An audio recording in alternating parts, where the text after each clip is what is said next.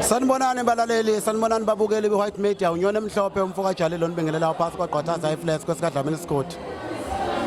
Silapha e-workshop bengizothula i-album yami entsha ka-2019 esihloko sawo sithi umahosha wendoda.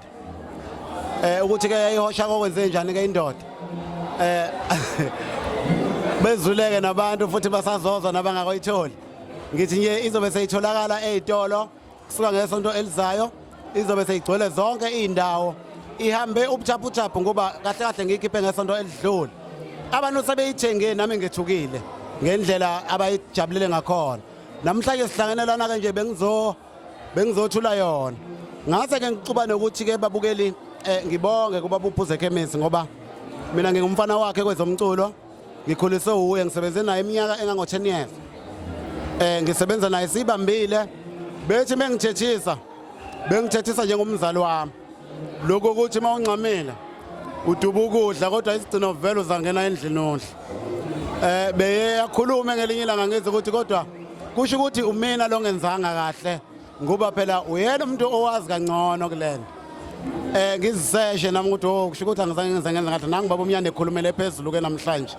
ngithi ke kuyena ke namhlanje ngiyabonga kakhulu ke kwangimenzele kona bengithe ake ngizoma awada ngase ngimthengela nesiqaphu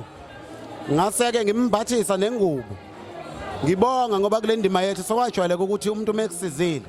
fanele ukuthi uhambe ugiya ngaye ke la estradini umkhuluma kabuhlungu usho yonke into ongasicabanga seyijwayelekile kule mboni yethu ngizobheka lelo record ukuthi ke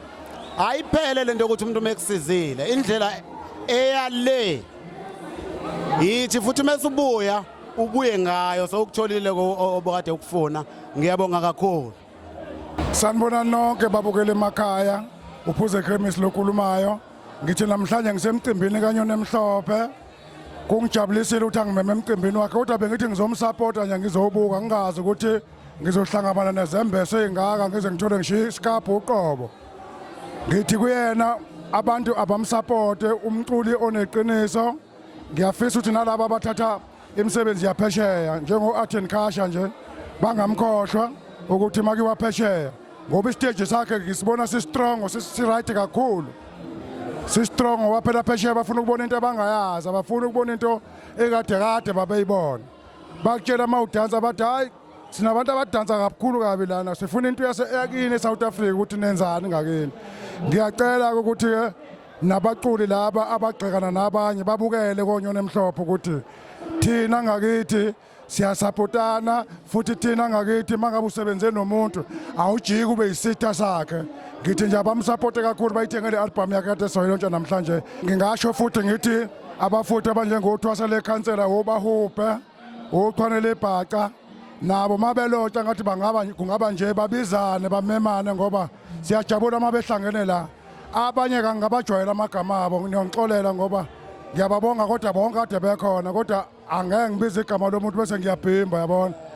ngithi nje mina Nyonemhlophe wenze into ekade inganakiwe la kithi eSouth Coast ngicela ke nosomabhizinisi ubona le gang yaseZululand ngathi yona istrong nje ixhaswe osomabhizinisi bangakubo osopolitiki abawuxhasa umculo wala eSouth Coast babaxhase abafowethu nomasipala singabo nje segindo eqhamuka kwelikude izwe kuthiwa la becontentile abekho abantu bendawo siyacela nje ukuthi uhulumeni wesifundazwe ayiqaphele leyo nto ukuthi ama-artist endawo asisho ukuthi bangaqashwa bangaphandle kodwa bangakhohlwa abantu bendawo abaphuza nabo ndawonye umkhomazi olumthwalumo olumzimkhulu yes ngiyabonga kakhulu.